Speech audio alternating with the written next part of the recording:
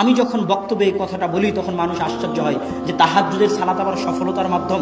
জি, তাহাজ্জুদের সালাত সফলতার মাধ্যম। দলিল আল্লাহ সুবহানাহু ওয়া তাআলা কোরআনে বলছে, ইয়া আইয়ুহাল মুযাম্মিল কুমিল লাইলা ইল্লা কালিলা নিসফাহু আও ইনকুস মিনহু কালিলা আও জিদ আলাইহি ওয়া রাত্তিল কুরআনা তারতিলা ইন্না সানুলকি আলাইকা কাওলান সাকিলা। হে চাদর যে মুড়িয়ে আছো, উঠো, রাত্রে সালাত আদায় করো, অল্প হলেও করো, অতি কম পরিমাণ হলেও তুমি রাত্রে সালাত আদায় করো। কেন কেন রাত্রে সালাত আদায় করতে হবে? ইন্না সানুলকি আলাইকা কাওলান সাকিলা, আমি অচিরেই তোমার উপর এত কঠিন, এত ভয়াবহ, এত গুরুত্বপূর্ণ দায়িত্ব দিতে যাচ্ছি, যে কঠিন গুরুত্বপূর্ণ দায়িত্ব তুমি পালন করতে পারবে না যদি না তুমি রাত্রে সালাত আদায় করো।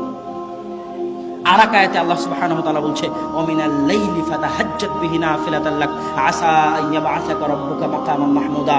রাত্রে তাহাজ্জুদের সালাত আদায় করুন, কেননা আপনার প্রতিপালক আপনাকে অনেক উঁচু মর্যাদা দিতে চান, আর ওই উঁচু মর্যাদা পেতে চাইলে রাত্রে সালাত আদায় করতে হবে।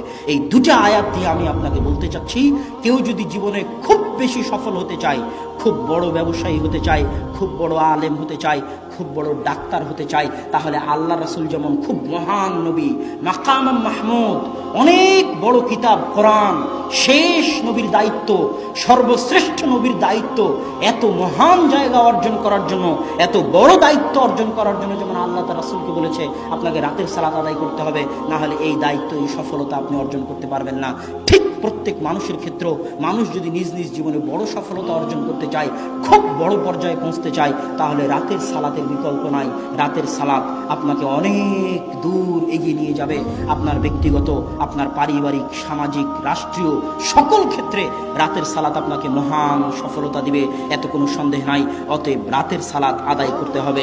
আল্লাহ সুবহানাহু ওয়া তাআলা আমাদেরকে রাতের সালাত আদায়ের তৌফিক দান করুক। আল্লাহুম্মা আমিন।